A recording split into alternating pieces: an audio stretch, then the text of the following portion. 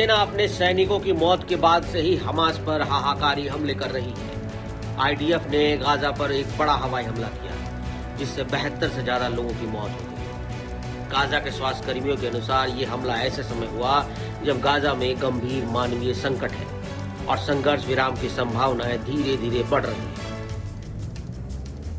देर रात शुरू हुआ ये हमला शनिवार सुबह तक जारी रहा। गाजा सिटी में पैलेस्टाइन स्टेडियम पे हुए हमले में 12 लोगों की मौत हुई, जहां विस्थापित लोग शरण लिए हुए थे। वहीं 8 दूसरे लोग एक अपार्टमेंट में मारे गए। ये सभी शव शिफा अस्पताल लाए गए, जहां स्टाफ ने ये जानकारी दी।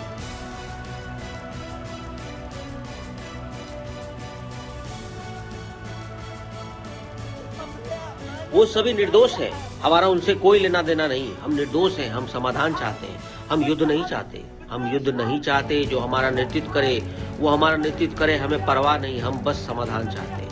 वो हमारे बच्चों, हमारे बूढ़ों को क्यों मार रहे हैं? वो हमें क्यों मार रहे हैं? मैं अपने बच्चों के साथ दोपहर का भोजन कर रहा था। अचानक हम पर बमबारी हो गई। कई लोग शहीद हो गए, बच्चे महिलाएं घायल हैं। ये महिलाएं हमास की तो नहीं थी, बच्चे हमास के नहीं थे, हम हमास के नहीं हैं। इसका मतलब यही है कि ये सारी हत्याएं जो है वो सिर्फ नागरिकों की हो रही हैं। आखिर क्यों? वे मानवाधिकार की बात करते हैं, यहाँ कहाँ है मानवाधिकार? गाजा के दक्षिण हिस्से मोवासी में एक टेंट पर हुए हमले में 6 लोगों की मौत हुई। ये हमला ऐसी वक्त हुआ जब अमेरिका के राष्ट्रपति डोनाल्ड ट्रंप ने संकेत दिया कि अगले सप्ताह के भीतर संघर्ष विराम समझौता हो सकता है। व्हाइट हाउस के ओवल ऑफिस में पत्रकारों से बातचीत करते हुए ट्रंप ने कहा कि हम गाजा के मुद्दे पर काम कर रहे हैं और इसे हल करने की कोशिश में लगे हैं।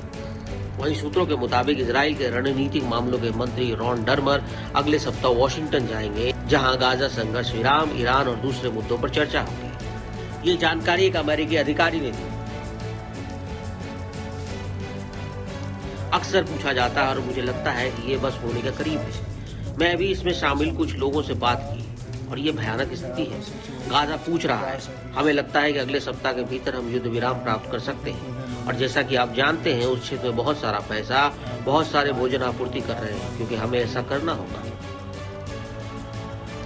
गौरतलब है कि पिछले मार्च में संघर्ष विराम टूटने के बाद से गाजा में इजराइल का सैन्य अभियान लगातार जारी है, जिससे मानवीय संकट और गहराता जा रहा है।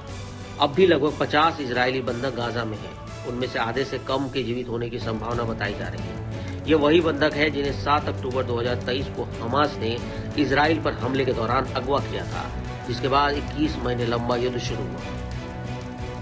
वहीं गाजा के मेडिकल सर्विस के अनुसार इस युद्ध में अब तक 56,000 से ज्यादा फिलिस्तीनियों की जान जा चुकी है। मंत्रालय नागरिकों और लड़ाकों में भेद नहीं करता, लेकिन कहता है कि मृतकों में आधे से अधिक महिलाएं और बच्चे हैं।